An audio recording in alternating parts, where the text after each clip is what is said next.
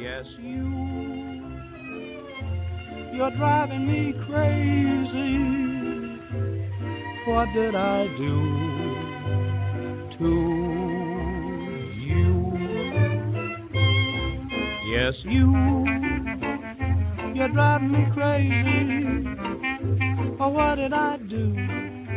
What did I do to you? Hello, and welcome to the Tech Dirt Podcast. I'm Mike Masnick. Last week, we had a discussion with Upshift founder Ezra Goldman concerning the future of mobility, going beyond the more simplistic view that many lay out. This week, Ezra is back again, and we're going to try and look a little further out. Autonomous vehicles have been a popular fictional concept for ages, and just in the past few years, we've finally seen glimpses of them becoming reality. While many people had an initial emotional reaction that they were uncomfortable with autonomous vehicles, the truth, I think, is that the more you think about it, the more you realize that it is almost certain that such cars will be safer and more reliable than human-driven vehicles. In fact, it has been reasonably argued that at some future date, it will seem absolutely insane that there was ever a time that we let humans control their own cars all the time. But what will that mean? It would certainly mean a very different employment landscape. It is hard to overstate just how many jobs today involve driving. There are 3.5 million truck drivers in the U.S. alone. And yes, that is about 1% of all people living in the U.S. are truck drivers. In more than half the states in the United States, truck driver is the number one job according to the last census. And that doesn't take into account all the ancillary jobs around those truck drivers. Some of those jobs would change, but how many would truly remain if all of the drivers go autonomous vehicles? Toss in cab and limo drivers, and that's not even counting the rapid increase in such things thanks to Uber and Lyft, and there's another 250,000 people who depend on driving for their jobs. If all that were to go autonomous, it would change things profoundly, and not just in terms of employment, but how a lot of other things would be done as well. We got into that a little bit with Ezra last week in envisioning a new future for mobility, where there was definitely a place for autonomous vehicles for local urban transit. But today we've got Ezra back again, along with Dennis Yang, of course, to delve even deeper into what kind of world it would be if we basically automated all of those cars and saw what happened. People could still choose to drive, but as a leisure activity rather than as a profession. So, Ezra, let's dig in. Would the rise of truly autonomous vehicles simply wipe out a huge employment sector in the U.S., and what would that mean? Yeah, that's a really good question. I mean, I think that there, if I were in that profession, I would certainly be considering other possible job availabilities. But with the caveat, of course, that this is probably not going to happen overnight. We still have a little ways before for people to get new skills. And in fact, I mean, part of the argument, in terms of people were looking at sort of why are there so many, why is truck driver such a popular, not popular, but common job? And one of the reasons was that it's one area that hasn't been automated away, whereas lots of other jobs really have been. I mean, like looking at, I think there was a popular news article like being, passed around a little bit, and it was basically the jobs before truck driver was the most popular were like, it was something like secretaries or right, and each one of these jobs basically was taken over by some sort of automation, and I think that's the point, right? Like, how quickly does this happen, and either where do these people go? They obviously find more jobs or different jobs, right? So, but at some point, I think the worry here is that there aren't going to be any more jobs, right? And at some point, everything is automated, and then what do we do as a society what happens. I think that's you may be going a little further than I was intending to go with this conversation, but we can go there if we want to. Let's start one step back before the end of all work. I think this is a point that's really come up in history many times, and I'm certainly not going to make the conclusive decision about which it's going to be, but this question has certainly been here since probably the dawn of anything automated. Since the beginning of the Industrial Revolution. It was tractors. Right. Farmers is probably a good one. There's a large percentage of the population that used to be in farming. Right, and even early craft manufacturing and on all these things, all those jobs were automated away. And the argument then was always and people would say the same thing that they said today, which is that they couldn't envision a world in which those people had new jobs because where would those jobs be? And yet they've come. And so the argument now in terms of will there be jobs, I think breaks down along the question of, do you believe, like every other time in history, that the new jobs will come along? And I'm very sympathetic to that argument. Or do you believe, as some people make the case, that this time is different? Right. And when do we know that it's different? Or when nobody has jobs. I guess so, Well, I think another big question, I was just looking at Kleiner Perkins released a sort of future of tech report recently, and there was one slide in there that I thought was kind of relevant for this discussion, where they essentially were showing a graph of just population growth and job growth. And job growth had kind of ticked upward a little bit, but population growth was going up quite a bit. And I think that seemed like an almost equally large concern, as if we just have more people than the current jobs. That seems like also a pretty big challenge. And of course, if more and more of those entry level jobs or jobs that don't require heavy training are gone, then of course that's even more difficult for those people to get into the job market. Yeah, and I have some belief, and again, like, I don't know what those jobs are, but I do have some belief where if you have all of these people who are looking for jobs and need work, that they're, that becomes an available resource, and someone or some people or some groups of people will start to figure out ways to utilize that as a resource. And we're already seeing some of it. And that was what our discussion a few weeks ago was about, sort of the rise of the on-demand economy. That's suddenly putting to use, a lot of people. But going back to the start of this podcast, if we automate away some of those things, then those jobs might not last all that long either. So again, let's take a step back from the end of all jobs and that question, though it is an interesting question, and talk about just the step before that potentially, in terms of what then does happen if we have autonomous vehicles. Does it how does it change a variety of things? Yeah, I think there's a few things. I mean, kind of getting back to this discussion of near car, far car, and different types of vehicles, different trip types. If you kind of look at it from that lens too, you see that there are certain kinds of vehicles, certain kinds of trips that will be automated in certain kinds of ways. And some of those trips are currently being taken by, taxis and buses, but others are currently, most of the trips in America today are one person in a car driving themselves. And so if that were an automated solution, the person you would be firing is the person who owns the car right now, who drives himself to work. And in that case, that's just time that Google can dish out more ads, and not necessarily a bad thing for the economy. Now, if you're talking about I don't know exactly what percentage of the trips that are taken from Uber, but I think if you look at just the value of the company compared to the value of the total market, I mean, it's less than 1% of all trips taken around the world are still being done by Uber. I mean, it's still not, even if all of those were automated tomorrow, it might be fairly disruptive to the taxi space, but it would not fundamentally, mean the death of the American economy. There would certainly be a number of folks who would be out of a job, but you could also very clearly make an argument that Uber's investors have also made, which is that Uber is not only disrupting the taxi market, but they're also expanding that market and creating jobs and creating services that didn't previously exist. And so, there's kind of a wider market there. So if you take some of those jobs away, those are jobs that may not have existed in the first place. And so what I guess it depends on what your baseline is. Are you comparing it to 5 years ago or today?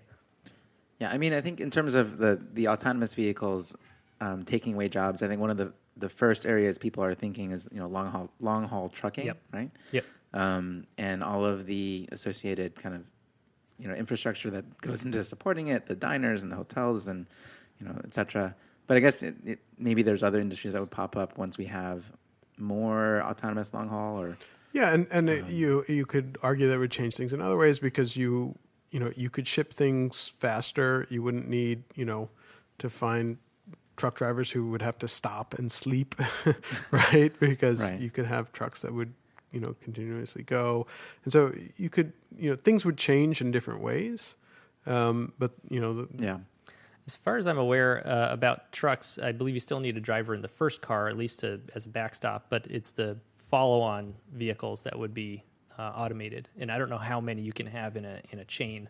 Right. But and you could certainly do the same thing with highway driving with traditional cars that are built today with autonomous features like the things that are coming out in Tesla and Mercedes these days, where you would instead of a truck driving behind the front driver, you have someone driving in a car behind those, and just sort of be connected virtually to that train. But I think you still need a driver in the front. I don't know. I'm not aware of anybody talking about fully automated, but maybe I haven't seen that. Yeah, I mean, I think that's definitely looking further out, but I mean, they're definitely looking to get there eventually. Right. I don't think that's a realistic offering in the very near future, but certainly not that far off, and potentially within our lifetimes. I think definitely.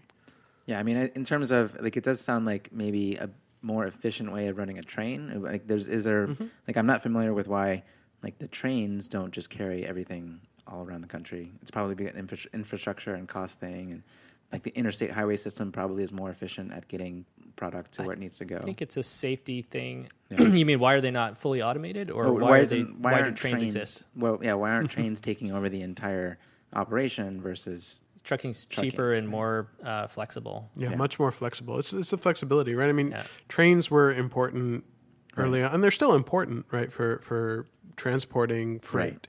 Right. But in very limited routes that have been established, for decades or centuries. And those containers ultimately end up on a truck. Right, exactly. Yeah, and I think we tend to forget that up until maybe 100 years ago, water was really the fastest way to get anywhere.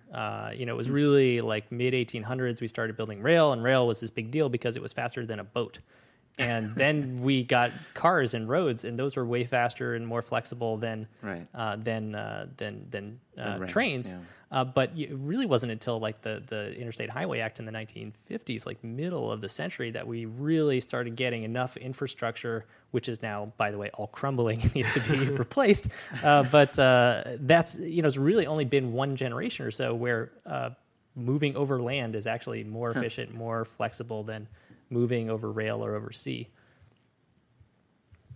But I think there's another point here to be touched upon when you talk about autonomous. If we look beyond the jobs and the shift there is also around the change of cities. And if you look at cities over the last, since cities have been around, every time we get some kind of new transportation paradigm, cities change entirely. And so if you look at a sort of medieval city from Europe, you typically most tourists will hang out in sort of the walkable inner core, the place that used to be where everybody lived, because you would only go the distance you could go in about 20 minutes. And when you didn't have anything other than your feet, the distance you could go in 20 minutes is a couple miles. And if you look at most of, any kind of major European city, you'll typically see that the sort of urban core, the old district, is pretty walkable.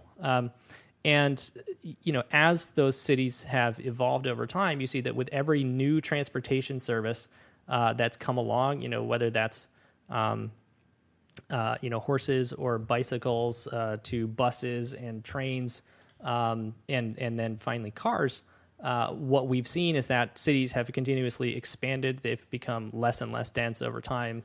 because the distance that you can move in the same, because generally people only want to go about 20 minutes to wherever they're going. They don't really care how far that is. Right. If they could fly there at 5,000 miles an hour, they would do it. But as long as it's 20 minutes, it's fine, right? And so as soon as you start, screwing up the speed dial, now people are like, hey, where can I live now? Right. For, and I still have a fixed income, right? I'm still only making X $1,000s a month. But if I can get, 10 miles in 20 minutes versus 2 miles in 20 minutes, well, now I can have my own house with a yard with, all these other amenities that I want. Mm-hmm. And that has its own benefits that people desire, and therefore the rise of the suburb. And so then the question really is, once we have, an autonomous future, and, the autonomous future that I spelled out earlier, and I think it relates to both near car and far car. I don't think any of these systems are really, maybe the bike shares are probably not going to be automated, but certainly anything that has four wheels and an engine is ripe for autonomous disruption. I think the big open question there is, are we going to go down sort of more positive, rosy multimodal solution that I spelled out in last week's episode? And I think those vehicles can also, because they're more of a fleet-based solution, the fleet operator can then have control over which vehicles go into the system. They can make sure that they're as electrified and as environmentally sensitive as is possible for that vehicle doing that kind of trip.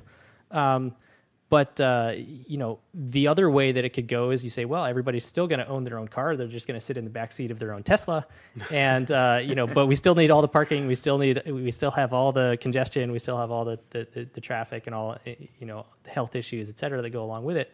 And if that's the case, then I think then you might move into more of a direction, the sort of more dystopian version, where you say, well, we're just going to have huge sprawl, because now we can go. Maybe like imagine you can put these vehicles together. You can go twice as fast on the highway with half the distance between all the vehicles.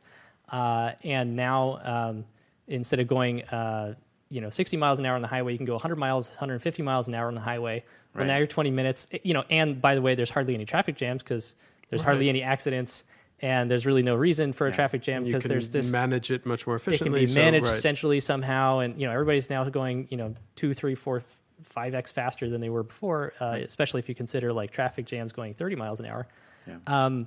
Well, does that mean I can now live in like Sacramento and commute into the Right. city, right? I mean, the what 20 minutes your 20 gets you much minutes further. gets you a lot farther. And you could even argue beyond that, where like it's true that the 20 minutes is an issue, especially when it comes to like commute, right? Being sort of the biggest decision. But the other interesting thing too is with the autonomous vehicle, because you could potentially just hop into your car and then work or be doing something else during that ride.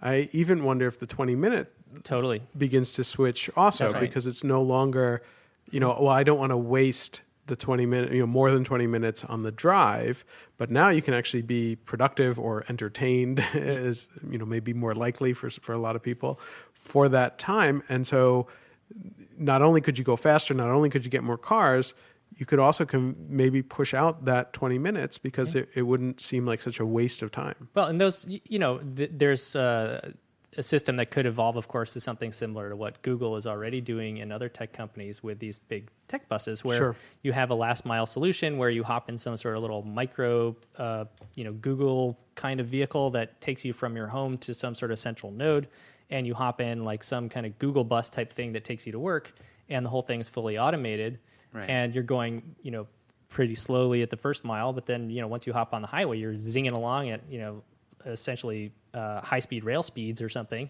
and there's and you could do an hour in that trip potentially, right? And so now you really could live quite a distance farther away, and that could really shift things. And there are people who are already doing flying to work and riding the tech buses are like an hour or more to get to work. There's people who are riding trains on the East Coast between Boston, DC, New York. So I think if you look at what's out there today, you could probably do a bit of analysis and see If people have a different experience, to what extent are they willing to extend that trip? And I think you may, in fact, see that. I'm not aware of any data on that, but that hypothesis certainly seems valid. Yeah, I mean, I think that would be interesting because then, I mean, we all know sort of, right, the rise of the suburbs, but, would that create a rise of something else sort of beyond the suburbs and in the sort of, the sort of vast empty areas beyond the suburb? Well, I think you could see satellite cities too. I mean, if you look at a city like Tokyo, it's not really a hub and spoke model. I mean, what you really have is a whole bunch of different cities that kind of all grew together into one big thing. And, those, somewhere like Walnut Creek or Fremont or Mountain View, I mean, any of those places could become, the size and scale of somewhere like San Francisco and all be hooked together into this big Bay Area regional urban environment. I feel like this whole concept, like what you called it, the hub and spoke, like city architecture and suburbs they feel maybe very distinctly American. I think, I was speaking with one of my friends from England, and I asked if, like, she lives outside of London. I was like, oh, is that a suburb of London? And then she kind of looked at me funny. I was like, no, we're our own thing. Like, it's not a suburb. We're outside of London. We're our own town, our own city. Suburb is like a very American thing where, you live in the peninsula and you're like, oh, I'm a suburb of San Francisco, whereas I think other cities are just very, very defined by, it's a very different way of thinking about building a community and city. Yeah, I think the definition of suburban is very different, like in different places. So, there are things, and it really comes back to how what is the transportation they were evolved around, right? So, streetcar suburbs from the 1920s and 30s in America that you saw up along the West Coast and in many cities in America are pretty walkable. They're pretty dense, relatively speaking, because you'd have streetcar lines every few blocks and you'd be able to walk between those lines. And that's a very different model, but it's still suburbs. And if you look a little later, as more and more people got cars in the middle of the century, then you started looking at interchange and highway entrances and exits as kind of the pickup and stopping points instead of a station, right? And so that was kind of more important, was that you had a shopping mall with a giant supermarket next to it and an exit, and that was where you wanted to be, not next to the streetcar stopping point, right? And if you look at the suburbs that you're talking about in London and in many parts of Europe, you're really looking at post-war development that was oriented around transit lines as well. And a lot of that suburban development is actually a very dense high-rise construction. I did a real estate project in grad school that was in Shanghai, and we were in the suburbs of Shanghai, which was like 20 kilometers out of the city, and it was like more dense than downtown San Francisco. It was like, this is the suburbs. And my partner is Japanese. And I was always railing and saying, I never want to live in the suburbs. I can never live in the suburbs. We get to San Francisco. I met her in Europe. We get to San Francisco, and she comes here. And she goes, wait, is this what you mean by city? I was talking about suburbs when you were talking about like NOPA. Like, that was my definition of suburbs. And I was like, no, that's urban. That's city. She's like, oh, okay. Well, then we can live there. Interesting. Well, I mean, it is really interesting just how much. Right. I mean, the sort of description of kind of the history, right? I mean, every bit of it is driven by transportation, right? So in a world where we have an autonomous like mesh of vehicles, handling this, if the stop is no longer there, if the train station is no longer there, if the highway exit isn't there, then, it's this like point to point transportation solution that's completely autonomous. Like what does that look like then? Well, I think if you, I don't know that we'll ever get away from still having like a hub or a stop. There can be ways. There certainly are folks who make arguments that everything should be hub and spoke, and I wouldn't, that everything should be, have these kind of transit hubs. I think there may be places where that does make sense, but I think that to the extent that we can push it to, like what you're saying, where it really is pick up and drop off anywhere and point to point, it's definitely going to be much more disruptive and much easier for people to wrap their heads around. But I think even in that kind of a system, I mean, if you look at Uber and Lyft, I mean, for example, you can look at Lyft now, what they're doing with I forget what they've called it now, but they have like these the Lyft pickup points. Yeah.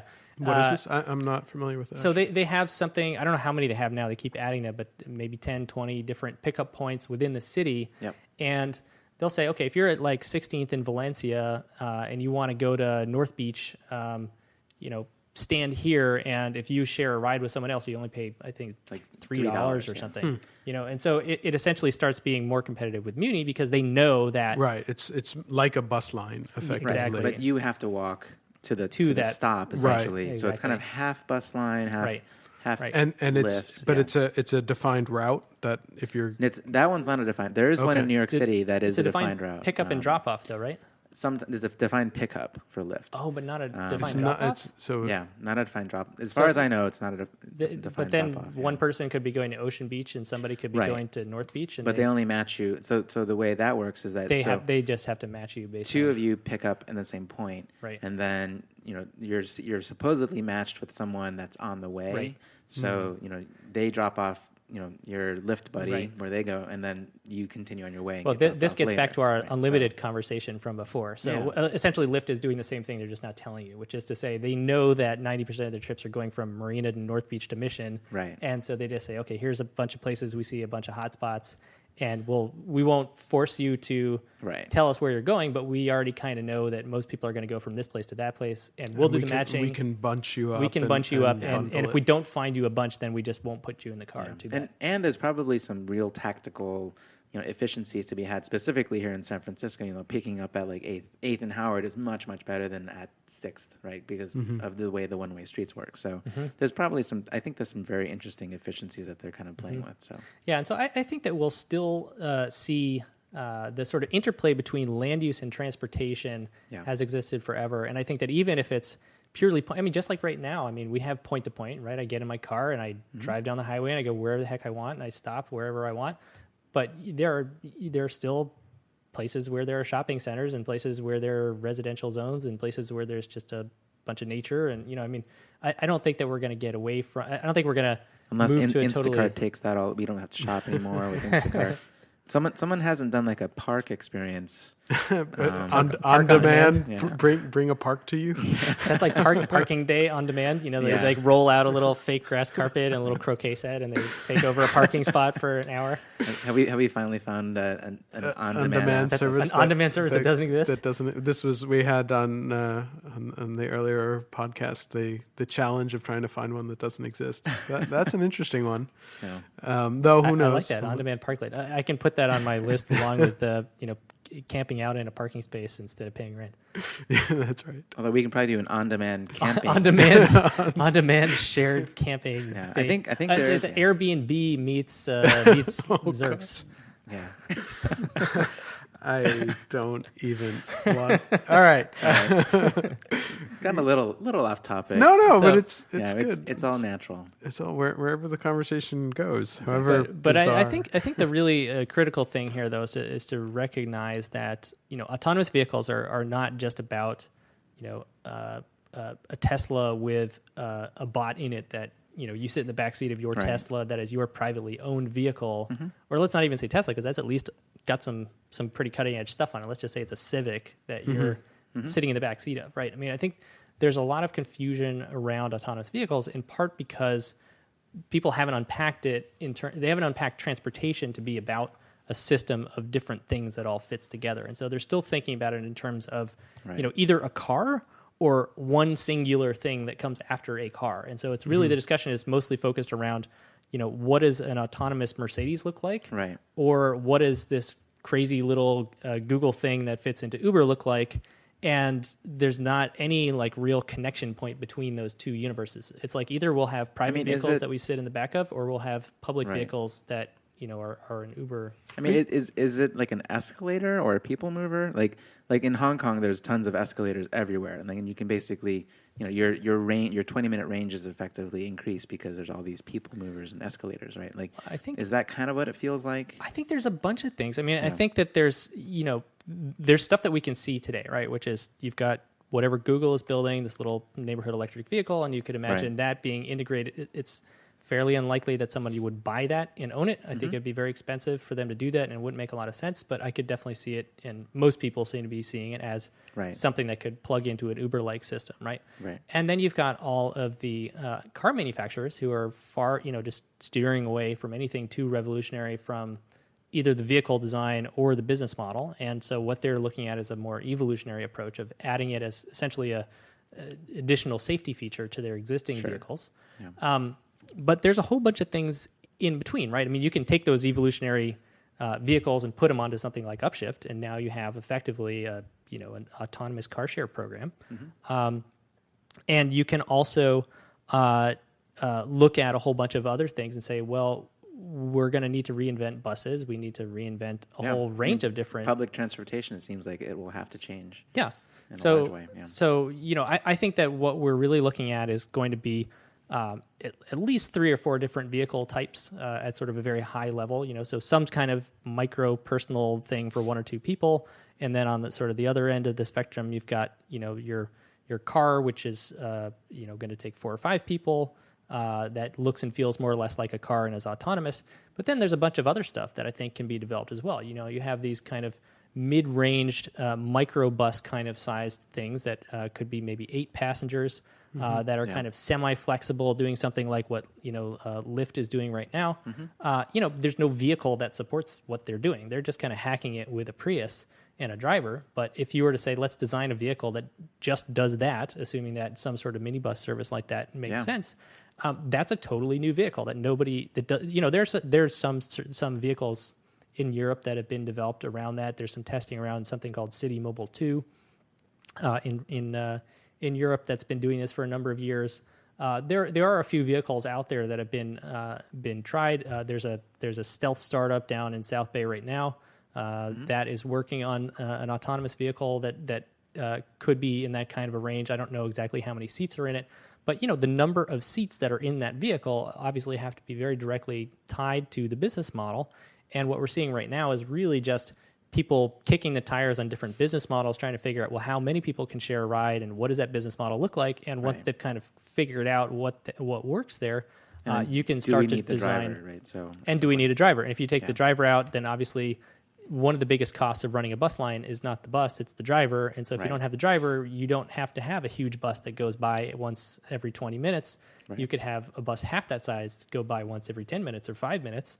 It could go on, and if it has fewer people in it, it can go a much more flexible route, right? If that bus only has 8 people in it, that's a totally different vehicle than one that has 50 people in it. And so now you can the route isn't as important. Exactly. Right? So. It's still a little more important than if it's a private ride, but it's a lot less important than if it's a full 50 passenger bus. And so I think that there's a bunch of different, there's gonna be kind of a sweet spot in there, and I don't think anybody knows what the kind of perfect vehicle size is. But I think that there's certainly something there. And then of course there's all the stuff that's going on with RidePal and Google and all those kinds of services for longer commuter trips. And there could be some sort of automated vehicle that does that kind of stuff too. And so I think that there's all of these different solutions that can be hooked together, but we need to be thinking about it from, what are the different trips that need to be solved for, and how can we really solve for them, both from the technology, the policy, the legal, the business model. I mean, all of these different pieces, and then figure out how all those things all fit together into a coherent system.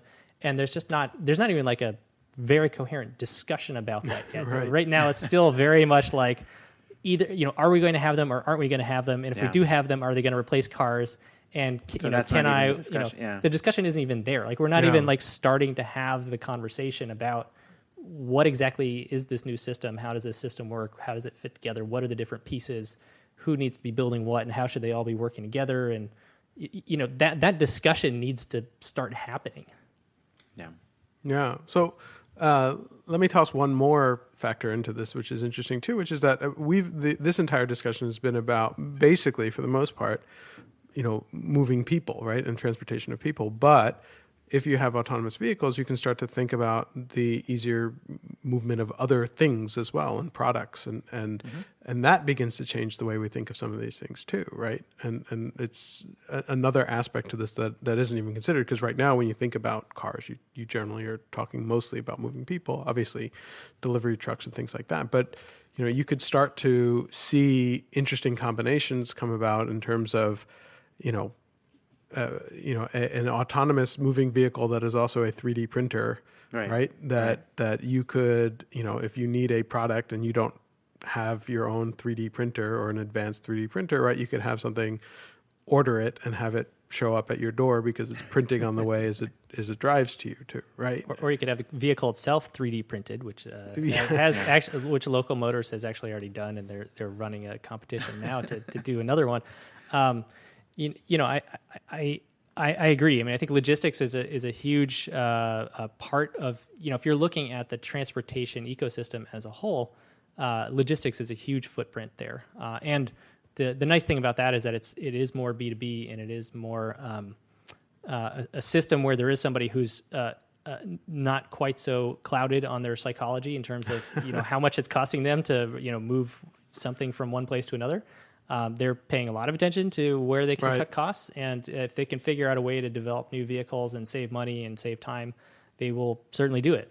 So I definitely see a lot of potential there to gain more efficiencies in the system, which, and also the big risk of losing jobs in that. Interesting. So I think we're sort of running out of time here, but another really, really interesting conversation. But just to sort of finalize, to put a sort of final point on it, do you have a sense, or do you want to stick your neck out and make a prediction in terms of how long until some of these things happen, and what is most likely to happen, at least in the near future, sort of 5 to 10 year range? Sure. Yeah. I mean, I think that part of this is, again, one of those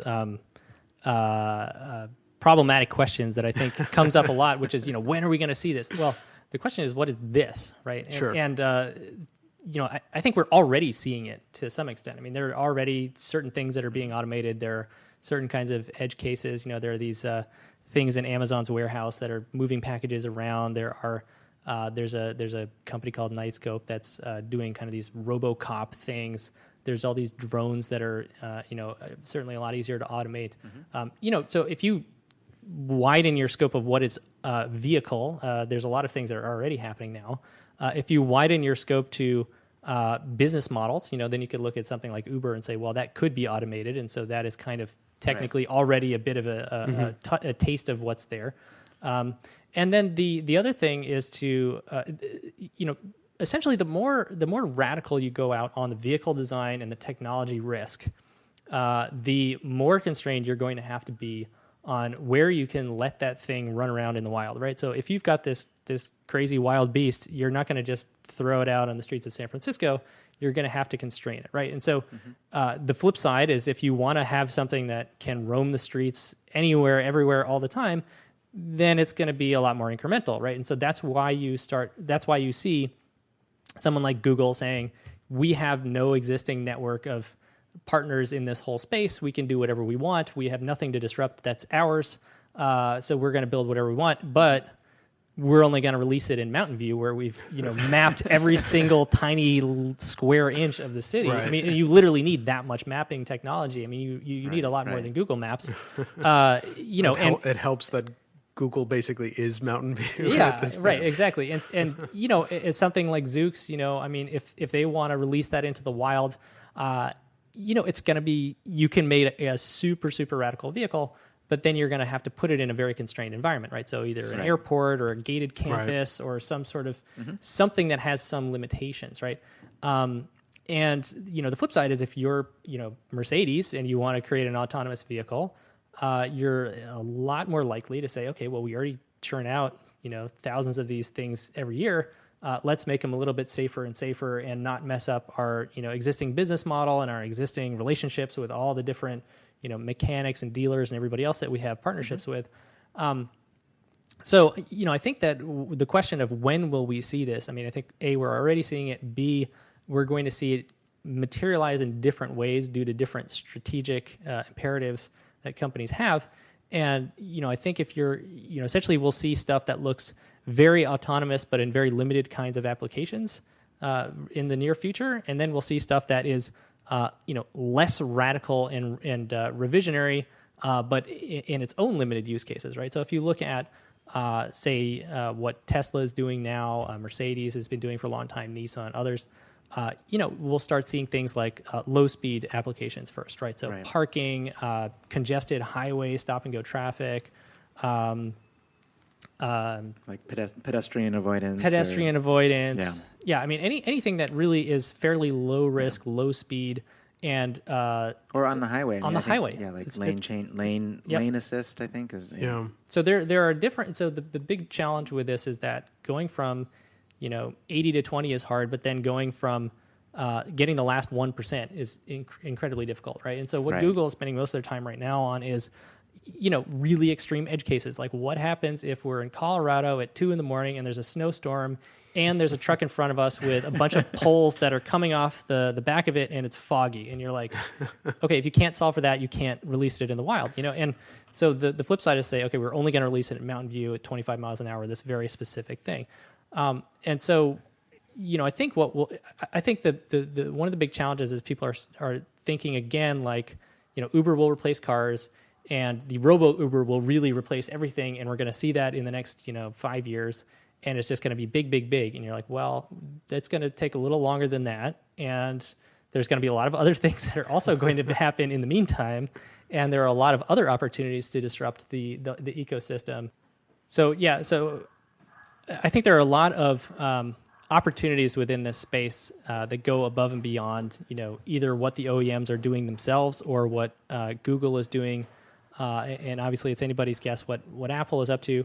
But I think there are a lot of different, so let's look at just something like what Zerx is doing, right? I mean, imagine that all those vehicles can park themselves. I mean, that's going to change their whole business model in and of itself. Take it away. Might take it away, right? I mean, that might really change things quite a bit.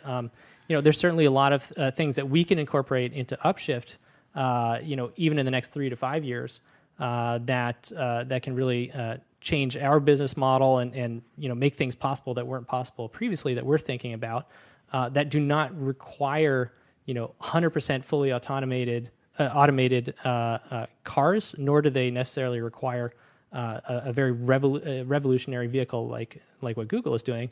And I think to the extent that you're aware of what those different pathways look like, progressions look like, who's working on what, and what's going to be possible within near term, long term, then you can start to say, okay, well, this is what we see is actually possible. What can we do with that, rather than kind of waiting for like everything to happen at once and then saying, well, when that thing happens, well, there is no one thing that's going to happen. There's a bunch of things that are going to happen, and each one of them is kind of going to unlock different opportunities. So just have to be really aware of all the different pieces and how they're changing over time, and which pieces will change first so that you can take advantage of them if you're looking at new opportunities. Right. All right. Well, that's very interesting, and I mean, definitely a lot to think about and a lot to certainly be watching for as these things kind of change. Really, once again, a really, really interesting discussion, and thanks so much for joining us, and we'll have to have you back again. So as these things continue to change, I think it's going to continue to be a really interesting area to explore and to think about and to discuss. So thanks again to everyone who's listening, and thanks to Ezra for joining us and having this conversation. Great. Well, thank you so much for having me. All right. That's it for this week. We'll be back next week. Thanks. Yes, you drive me crazy. Oh, what did I do? What did I do to you? My tears for you make everything hazy, cloudy.